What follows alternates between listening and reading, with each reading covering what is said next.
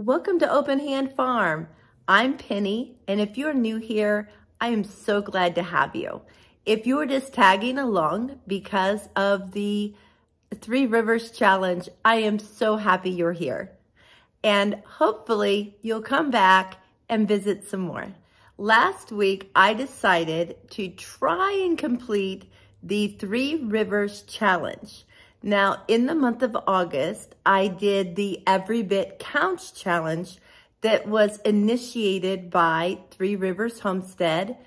And this month, she is asking people to use the items that were canned or items that you have stored in your pantry to make your meals instead of going to the grocery store. I have been really busy. I wanted to do this challenge the whole month, but I'm just not able. But I did do 1 week. And I want to thank Joanne at A Quiet and Orderly Life, as well as Joyce at Morris Patch of Heaven, for encouraging me and being such an encouragement to others when it comes to this challenge and just every part of life. It's amazing how easily some meals came together with things just off of our pantry shelves. So this is 1 week of the Three Rivers Challenge. Enjoy.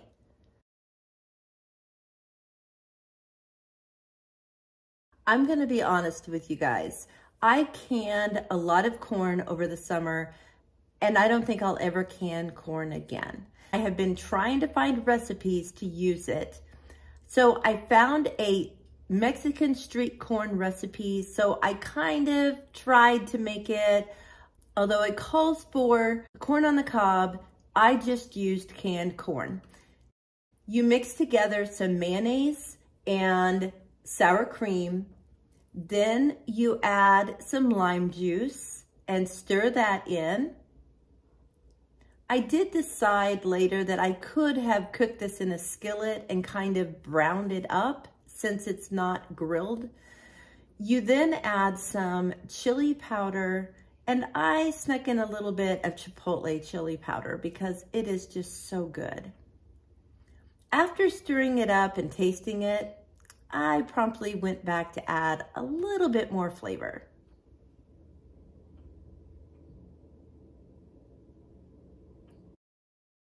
Whoops, that might have been a little bit too much flavor. Then I added cotija cheese that really helped kind of give it the flavor that I was looking for. I also sprinkled a little bit of that on as it was being served.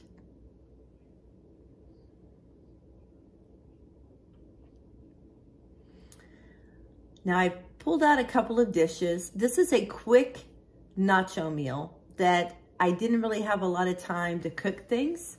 We keep refried beans on hand because we do a lot of nachos. So I'm just gonna put those in one of these dishes, and I will eventually put it in the microwave. In the other dish, I'm adding some of my home canned ground beef.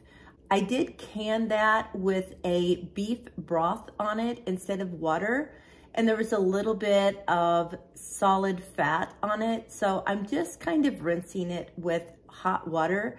I'm not worrying about melting the fat because there's not enough there to make a difference really. And then I added a little bit of water because I like using this taco seasoning that has all really good ingredients that I can pronounce the names for. It has some dehydrated items in it, so this will help just hydrate them.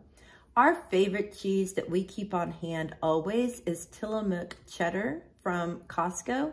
So I just grabbed some of that and shredded it up to put on the nachos. I also have some fire roasted salsa that I made and some squeezed sour cream. And this is what will go on top of our nachos. I did forget to mention the corn salsa that I also made, so it'll be going on this too. Just a little bit of each ingredient. Now, after I put the cheese on, At this point, we like to put our plate in the microwave and heat it up for about 30 seconds to melt the cheese. Then add the squeezed sour cream, the corn salsa, fire roasted salsa,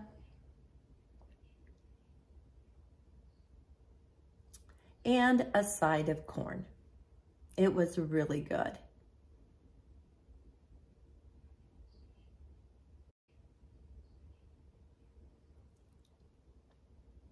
We had leftover black-eyed peas that I warmed up for lunch on Sunday and made some fresh biscuits to go with it.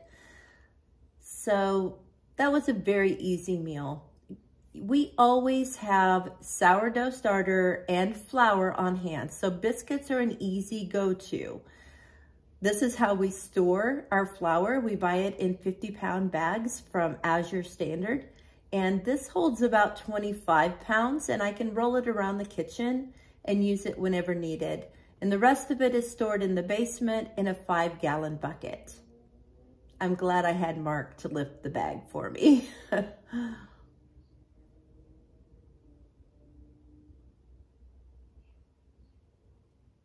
I decided to try a new kind of slaw. I had a slaw mix that I had bought, and I'm not a real slaw person, but I thought this one sounded good. I went ahead and kind of rough chopped the slaw that was already chopped in the bag. I felt like it was a little big, so I did about 14 ounces of that, put it in a bowl. And then I chopped up some apples. These are some of the apples we had bought in the fall at Lilac Lane, and I was just kind of trying to finish some of those up. I always have different kinds of nuts in the freezer, and then I just put a few in a jar to use throughout the week.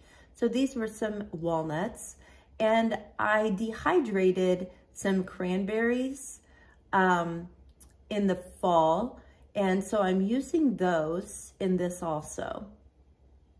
Just gonna stir it all up, and then we make a dressing to go on it, and it uses mayonnaise and yogurt, and add some honey. I know this is gonna look like a lot of honey, but I didn't even use as much as the recipe called for. Now, the surprising ingredient is ginger, and it just gave it a real kick. Once it was all blended well, I just poured it on top and mixed it in. I made this earlier in the day so that the flavors could kind of meld together. I wasn't sure if I would need all the dressing, but I decided maybe I did. I just put it in a clean bowl, and then I covered it with saran wrap so that, like I said, it could just sit in the fridge and be ready when dinner was. And this is something else we keep on hand. It's a risotto Alfredo from Azure Standard, and I just like to have them to put with any meal that just needs a filler.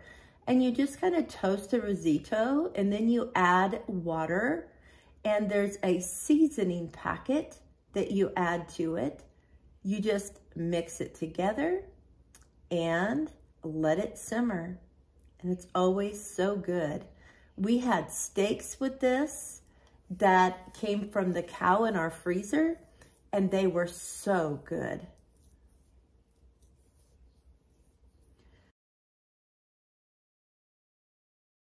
We had a few leftover biscuits from Sunday, so we decided to have biscuits and gravy for breakfast.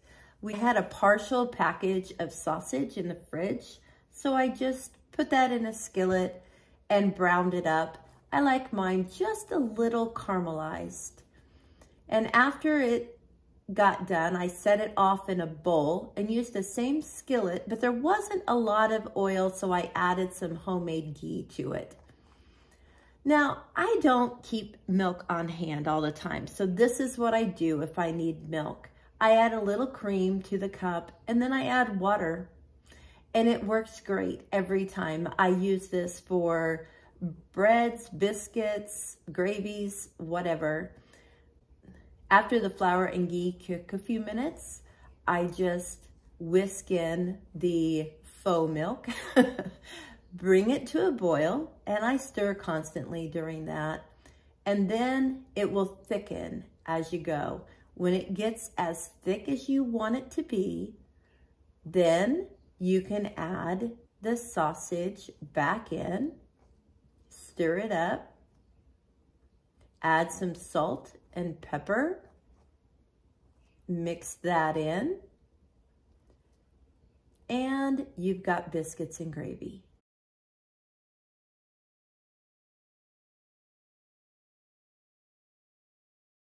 I had been wanting to have some snack items that were healthy, but also for breakfast, I like having yogurt with granola. So I make this fermented granola that I just love. Don't worry, I have more oats in the basement in a 5-gallon bucket.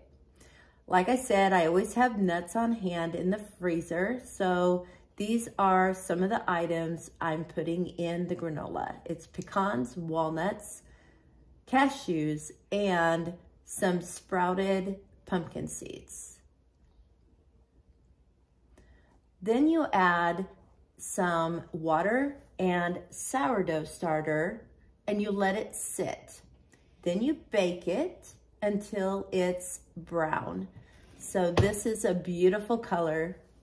And before I baked it, I added some honey and oil and cinnamon. Then after it cools, I add dates and raisins and coconut and mix it all together and store it in jars. It works really well with fruit on top of yogurt. It's a great breakfast.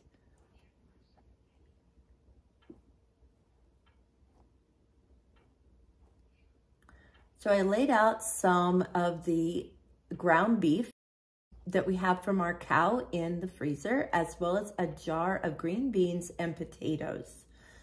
I just chopped up the meat, and for a binder for my meatloaf, I used some sourdough crackers that I made that were a little thicker than I wanted them to be, but they really worked well for this. I just took a pounder and broke them up and put them in.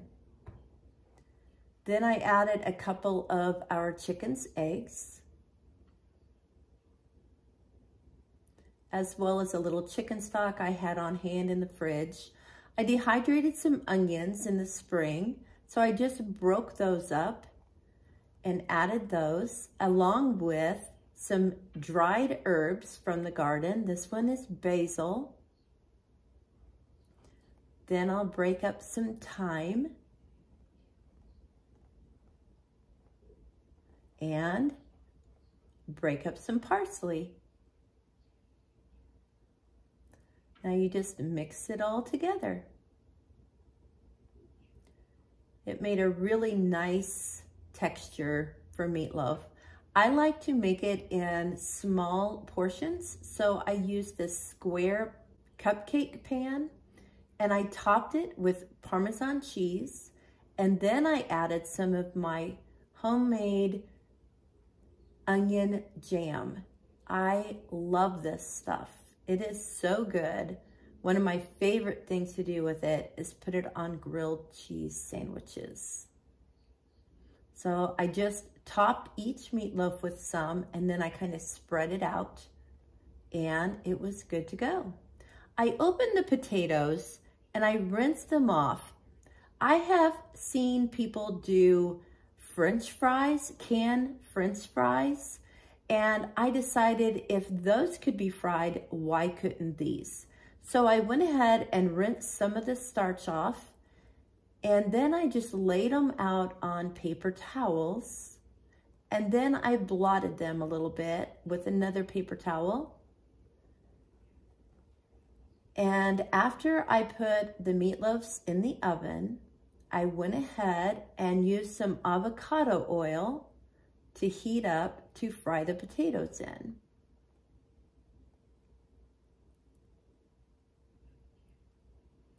I just put them in when the oil was hot, and I added some salt and pepper.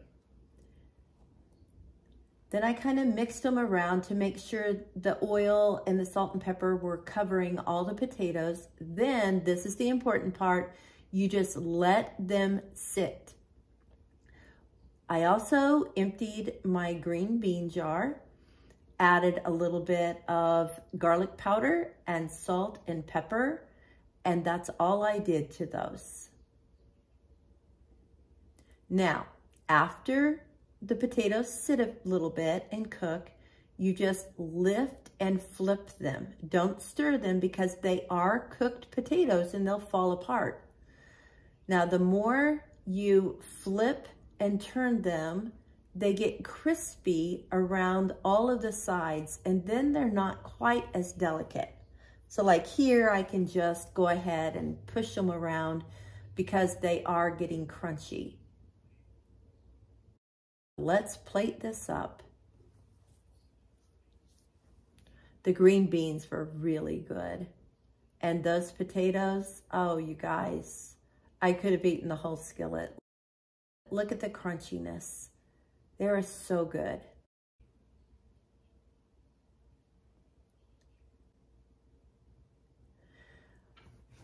I had wanted to make some chili and realized I was out of chili beans, but I have a 5-gallon bucket in my basement full of red beans. So the night before, I set everything out so that I could get it canned before my grandkids came for the morning. I went ahead and started boiling the beans after letting them soak all night. I put everything in the jars and then I started them canning. But I didn't get the canning process done before they came. And from across the room where I was giving them breakfast, it's hard to see the number on the dial. So I ended up putting a piece of blue tape on it so that I could look at the dial, and if the dial was too close to that blue, I knew I needed to go address the heat level of the pot. That way I was able to stay on top of the canning process and still feed breakfast to my grandkids. We had leftover meatloaf, so we made grilled cheese with meatloaf on it. You guys, this was the best. I love these. We have this rye bread that my husband likes to have on hand, and I will eat it some because rye bread has 1/3 the amount of gluten that wheat bread has. So because it's lower in gluten, I will use it. And for my sandwich, I'm adding extra onion jam. So I microwaved the meat after I sliced it thin, and I'll just place it on the bread. This is when it would be nice to have a big piece of meatloaf, but it worked. Put some cheese on it and just keep going for the other sandwiches.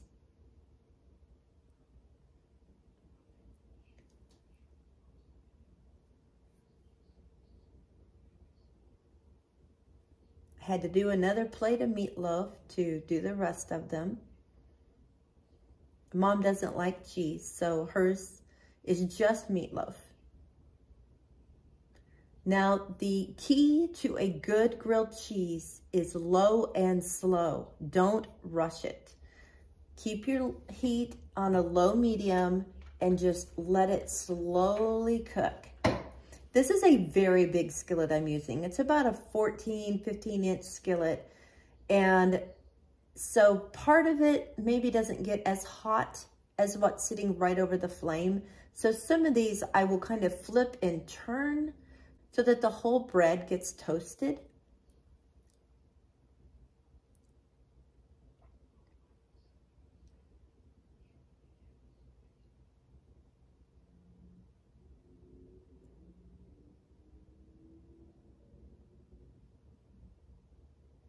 All right, they are beautiful. See the beans in the background there that I did get canned. Now to slice them up. They were so crunchy.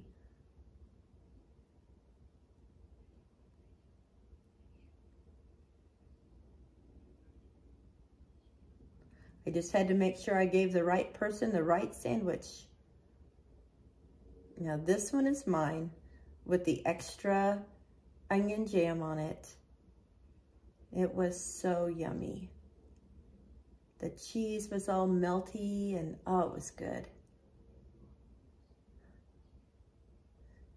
Now when I canned the chili beans, I went ahead and left some out and filled 2 quart jars. So I'm using 1 quart jar, and then that's the other one that I'll keep in the fridge for another day soon. I went ahead and browned 2 pounds of ground beef and added that to the pan. And now I'm gonna add some of my fire roasted tomato powder that I made over the summer. Now it will absorb some of the moisture in the chili. I did add a little bit of water.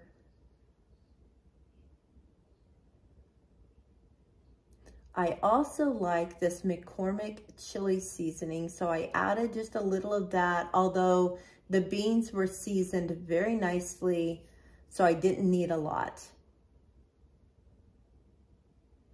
I always add a little bit of molasses for a touch of sweetness to my chili.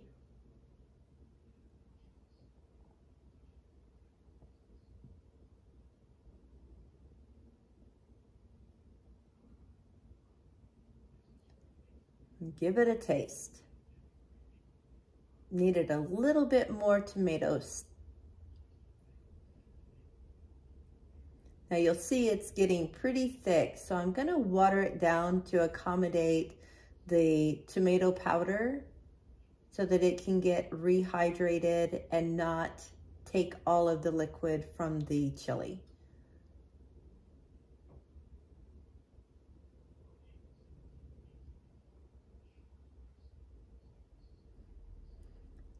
You always want to do just a little at a time. You can always add more, but you can't take it out.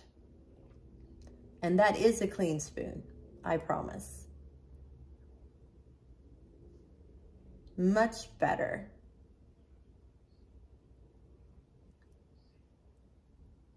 Now let me show you how we served it. I love me some Chipotle Tabasco sauce. Kind of mix it in. Some squeezed sour cream, Tillamook cheddar, and some friends had come over for a chili meal and left a bag of FRITOs, so we had FRITOs this time around. It was really good. Well, we had leftover chili, so of course we had to use it. Mark and I had chili FRITO burritos. So we put the chili on. I have sour cream on mine. Mark is not a sour cream eater. Add some cheese and crunch up a few FRITOs and put on. Then wrap it up tight.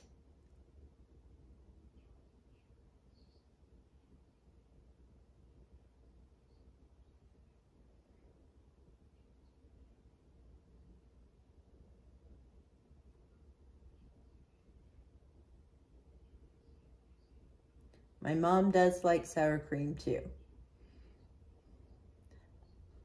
Now, I will say, I kind of overdid those FRITOs this time around, but it worked and it was really good.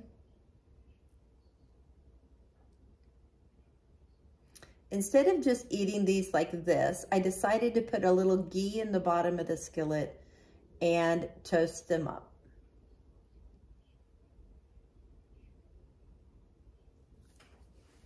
I just got to remember which two have the sour cream.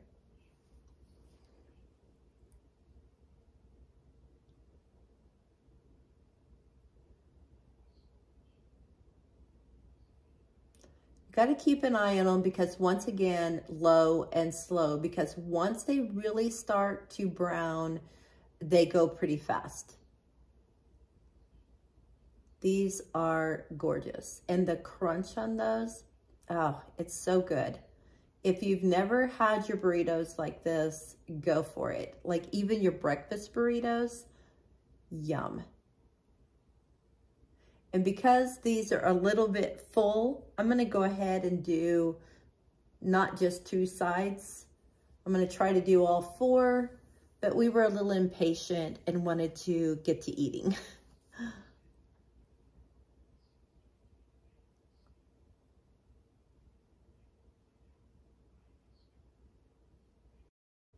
And this is the final product. They were so good. Crunchy on the inside because of the chips and crunchy on the outside because of the ghee. I really enjoyed being able to use items off of our shelves to put together some meals. And I have to tell you, those meatloaf sandwiches were so good. And I am not a fan of meatloaf, but you got to give it a try.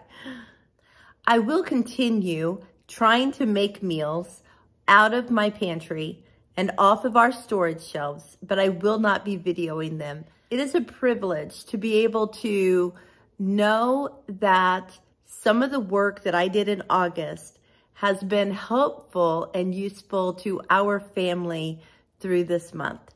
Thanks so much for watching. If you are new here, thank you for stopping by and feel free to come back again. Until next time, blessings on you and yours.